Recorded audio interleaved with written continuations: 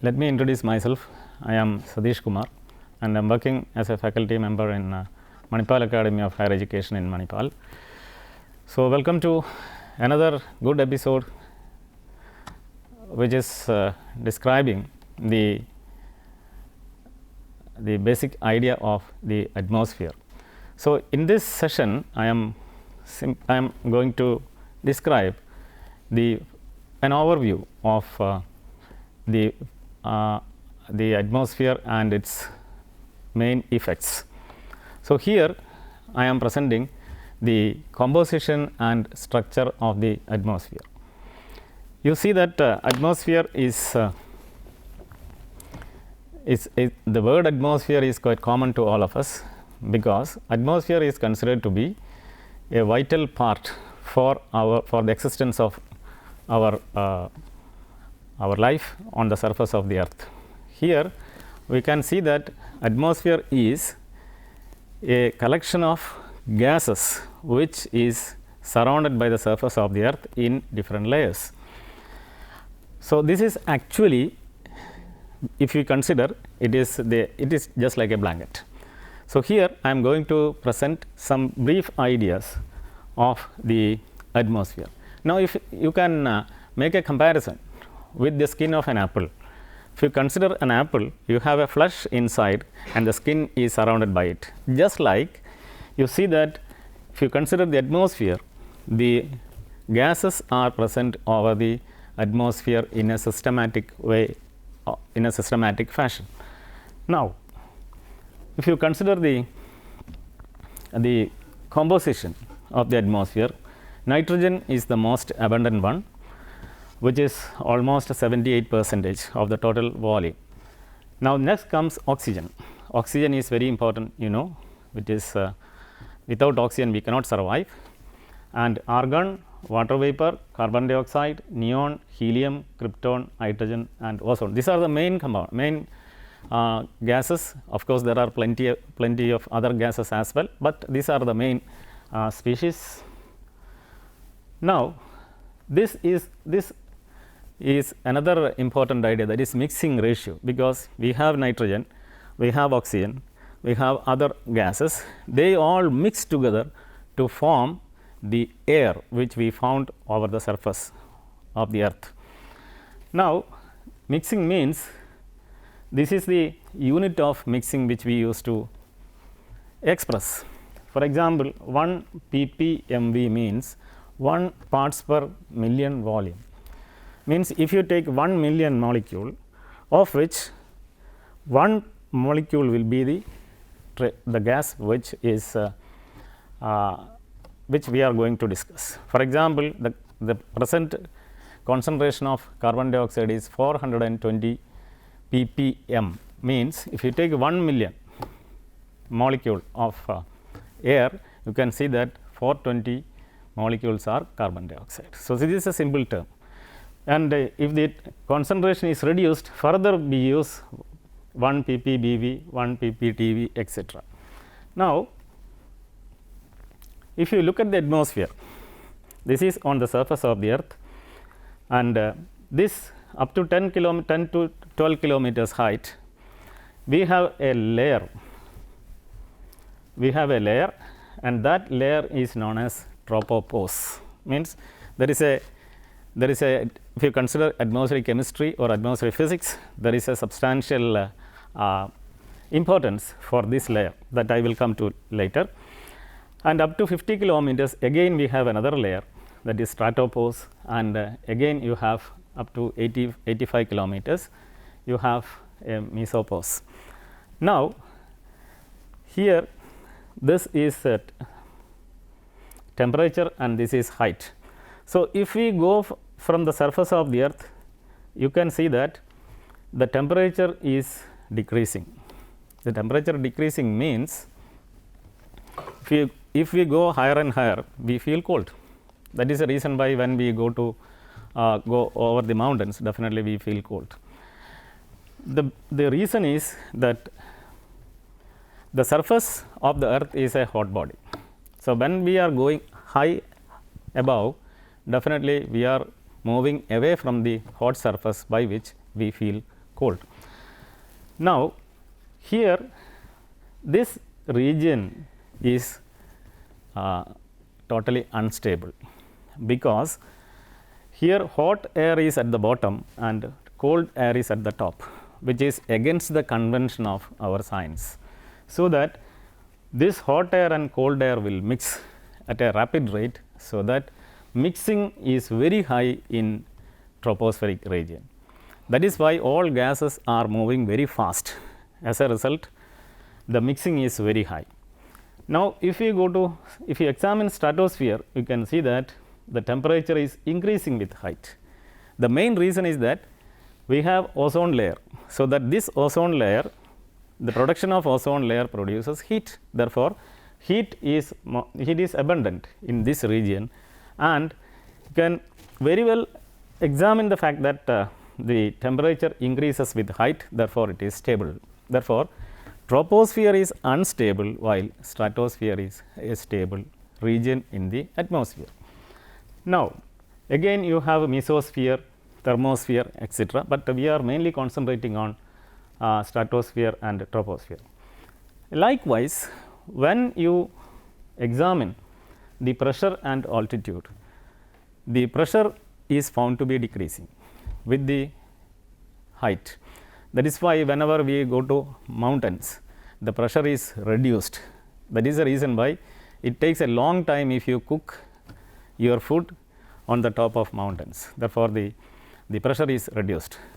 The main reason for the reduction of pressure is due to the fact that the number of molecules of any gases, if you take, will be lower or will be smaller as you increase the height. So, this is the reason. Now, if you look at a brief account, you can see that troposphere, that is the lowest layer, and which is heated from the ground, and when our surface gets heated up, it re-radiates infrared radiation, which is otherwise termed as a long wave radiation. And convection, as I told you, convection drives vertical mixing. So, this strong convection which is found in the troposphere produces a strong vertical mixing. Now, the next one is stratosphere. You can see that it ranges from 15 kilometers to 50 kilometers depending on the geography of the location, and it is heated from the above because ozone layer is there. Therefore, it is heated from the above, and UV radiations are solar ultraviolet radiations are absorbed by the oxygen as well as ozone, that produces heat. And ozone layer, which is one of the debatable issues, ozone layer is found on the top of the stratosphere. Now, we have mesosphere, which is 50 kilometers, and here in these regions we can have plasma, means the molecules are exposed to high intensity and high energy solar radiation, by which electrons and ions will be produced, which is otherwise classified as plasma. Now this is the this is an elaborated version of the troposphere. Troposphere means it is a turning sphere. The surface layer is up to 10 kilometers, and it produces a high vertical mixing. Therefore, high convection is the characteristic feature of the troposphere. And what happens is, due to this high mixing, the weather parameters are changing in the troposphere. That is why we used to get enormous amount of wind, and at the same time the change in precipitation, that is rainfall, due to the high convection activities. Now, the question is, when the earth becomes hot, the air will go up, the hot air will go up. So, the cold air will come down in order to replace that space. Therefore, this is the convection is the process which determines the mixing. Now, when water vapor is also present in the air, water vapor also moves upwards. So, what happens is, the vertical mixing is more dominant in troposphere, which has a significant amount of water vapor as well. Now, the stratosphere. Stratosphere, as I have already discussed, that it is up to a height of 50 kilometers, where you have ozone layer, and this ozone layer is produced from the oxygen atom or the oxygen molecule. You see, oxygen molecule is dissociated into 2 atomic oxygens with the help of the sunlight, so that atomic oxygen is produced, and one atomic oxygen combines with a molecular oxygen to form ozone. Since the ultraviolet radiation is high in a region of 50 kilometers, it can dissociate oxygen molecule to form oxygen atoms. That is the reason why we can see ozone layer at a height of 50 kilometers. Now, at the bottom of the stratosphere, most UV have been absorbed, so that the amount of the intensity of ultraviolet radiation reaching on the surface will be reduced. That is the reason why we can found that this ozone layer absorbs the harmful ultraviolet radiation, and it protects like an umbrella against the harmful ultraviolet radiation, which causes the skin cancer and cataract to a larger extent. So, this increase in temperature means no convection. In the troposphere, in the stratosphere, we do not have any convection, therefore, there is no weather change. So, in order to have a weather change, a strong convection must be there, which is always found in the troposphere. Now, the mesosphere, which is about 30 to 50 kilometers above the ground, and here this part is more important for physicists, because as I told you, in mesosphere and thermosphere, ions are produced or plasma is produced, and this plasma moves according to the electromagnetic interference. Therefore, this part is mostly useful for communication. Now, this is thermosphere, we have ions. So, in thermosphere, we have a separate region which is classified as ionosphere, which contains a lot of ions, and these ions are responsible for reflecting the electromagnetic radiation which is produced from the ground. That is why radio communications are possible. Now, we have seen different aspects of various layers present in the atmosphere, but we are confined only to the troposphere and stratosphere, because these two are the regions which affect or significantly influence the climatic changes and weather changes. So, you do not stress too much about the mesosphere and thermosphere if you are interested in weather change and climatic changes. Now, this you can see, this is Earth. So, this is the equator. So, more sunlight is coming onto the equator, and here up to the pole, in the 2 poles, or the North Pole and South Pole, the amount of solar radiation reaching is less. Therefore, you have a differential amount of solar radiation which is maximum from the equator and minimum at the poles. So, these changes in the solar radiation, intensity of solar radiation, which changes the weather pattern. So, we have, you can see that the winds are moving here, the surface is more hot in the equator. So, that wind produces from here, and this wind will be moving from the equator to the poles. So, this is the situation, and more wind is concentrated in the equator rather than at the poles.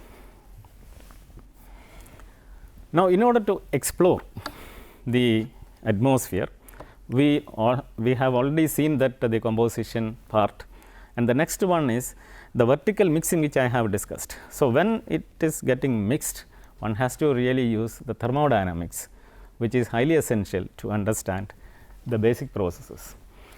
So, here these are the first law of thermodynamics, in which you can see that the amount of heat energy will be the sum of the change in internal energy plus the amount of external work. So, this law in turn states that heat energy can be transformed into work energy. Therefore, when air is lifting up, that means when air is getting hot, which is ascending, it can do a certain amount of work, or it can store energy into the atmosphere, and this energy into the atmosphere is responsible for producing the wind. Now, these are the parameters, that is, since it is a gas, air is a gas medium, we can have two types of specific heats. So, specific heat is nothing but it is the heat content. So, a gas can absorb heat energy in two different ways. One is in the mode of constant volume, and another is in the form of constant pressure. And the relationship between these two is Cp minus Cv equal to R, where R is the gas constant. And we have dry air, the value of Cp is 7/2 and Cv is 5/2. That depends on the nature of the gas as well as the mixing of gas. Now, in the atmosphere, we have I have already discussed that it is mixing, but there are different conditions in which the gases can mix. One is isobaric change or isobaric process, in which the pressure remains a constant. Another one is isosteric change or isochoric change, in which it is the gas is expanding or compressing at constant volume. And we have isothermal change, the temperature is a constant. The example for the isothermal process is melting of ice and boiling of water, in which the temperature remains a constant, but it undergoes a phase change.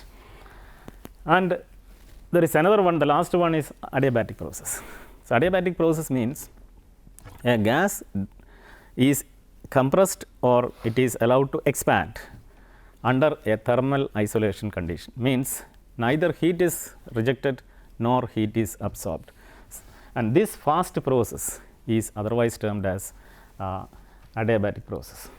Now, we have to consider the statics of the atmosphere, means when air is moving up, the hot air is moving up, it goes to a height where it remains stationary. Whenever it becomes stationary, all forces on this air parcel or air mass will be balanced. So, this is the balancing condition. Therefore, we have already seen that there is a pressure gradient, pressure decreases with height. So, there is a pressure gradient, and this pressure gradient will be balanced by the weight of the air mass. So, when it is moving up to this point, when it reaches at this point, the pressure gradient force and its weight, when they are equal and opposite, that air will be stationary, or that part will be stationary, and this is the reason for the formation of clouds. It's because water vapor which condenses and up to a certain height, when it reaches up to a certain height, its weight as well as the pressure gradient force, they are equal and opposite, by which it forms a cloud and the cloud will be floating. So, this is the height. So, from which we can calculate, because it contains the term z, that is height, we can calculate the height at which a cloud is formed over a certain location. Now, this is the equation, this is the difference in force which is equal to the acceleration for unit mass according to Newton's law. Now, we can find the pressure, how to find the pressure at a certain height. So, we have P by P0, P0 is the ground pressure, which is proportional to, which is equal to exponential G, RD is the gas constant and temperature. So, this shows that pressure is exponentially decreased, as we have seen in that figure, right. Now, therefore, a pressure decrease, you can have an example, pressure decreases exponentially with a height of ratio of 12.24 millibar per 100 meter. Means whenever you go 100 meter height, the pressure is reduced by this much amount. Now, the next one is when we go from the surface of the earth to a height, the temperature is found to be reduced in the troposphere. So, therefore, there is a lapse rate. Lapse rate means the variation of temperature with height. So, this lapse rate is known as the environmental lapse rate, which is equal to dt by dz. Since it is a negative value, we can say that minus dt by dz or negative temperature gradient. And this is almost 6.5 degree per kilometer. If you go to a height up to a kilometer height, the temperature reduces by 6.5 degrees. Now, this is another important parameter, that is potential temperature. As you go higher and higher, the temperature will be reduced. So, in order to make a standardization, one has to create the same effect which is found on the surface. We can use this, we can use another temperature, that is known as potential temperature, and its value is this one, which contains the specific heat at constant pressure. Now, the question is, the air is moving up. There are two types of lapse rate. One is the environmental lapse rate, which is 6.5 degrees centigrade, and another one is when the gas is moving from high pressure to a low pressure, so that virtually the gas is expanding, which is known as an adiabatic process. Therefore, there are two types of lapse rate. One is adiabatic lapse rate and another is environmental lapse rate. So, we have this figure shows a stable equilibrium, means if you have a bowl like this and if you put a ball here, this ball will oscillate and finally it will remain in the minimum point. And another is if you place the ball on a horizontal surface, it moves, that is all. And this is another important one, is you have a bowl upside down, and if you put a ball there and if you slightly change it, definitely the ball will come down, which is unstable.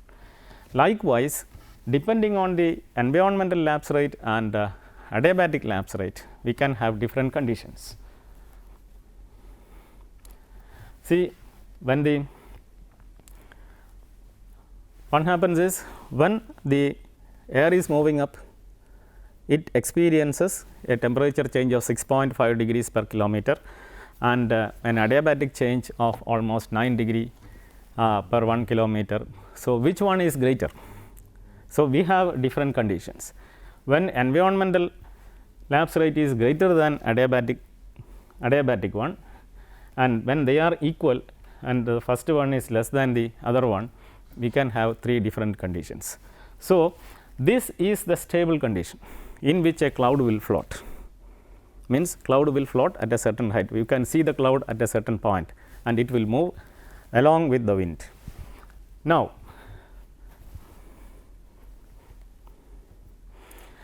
another one is, this is neutral. Neutral means it will be there always. It will never come down or nor ascending up. And unstable means it will go to the maximum height. It will go on increasing the height during the time of its development. So, here depending on these situations, the weather predictions and climate predictions are possible. For example, if you have a stable one, means that cloud will be there, so that it has a tendency to come down as the mass of the cloud will increase, so that it will come down and it will precipitate. Here it is neutral, that means the precipitation will be less, because the growth of the cloud will be no more in that region. And this is unstable. Unstable means the cloud will grow up and it will go heights and heights together, so that that cloud forms to a larger height, so that the precipitation chances will be less than that in the stable one. So, I think this is the fundamental and this gives an overview of the composition and structure of the atmosphere, in which I have described the different layers present over the atmosphere. One is the troposphere, stratosphere, another is mesosphere and thermosphere. And troposphere and stratosphere are the important layers which are responsible for convection and by which it produces a weather or climate change. And the next part which I described, the thermodynamics part.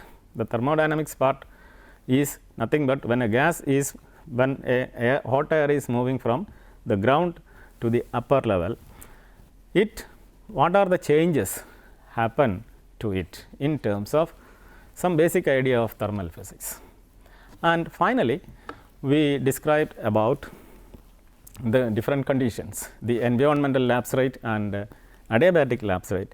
If one exceeds the other, what will happen, and if one is found to be less than the other, then what will happen, and the third one is when they are equal, what will be the consequence. So, I think this gives an overview, and I think it is quite clear to you, and certainly I think you have enjoyed this session, and we will come with another new topic in the coming session. Thank you.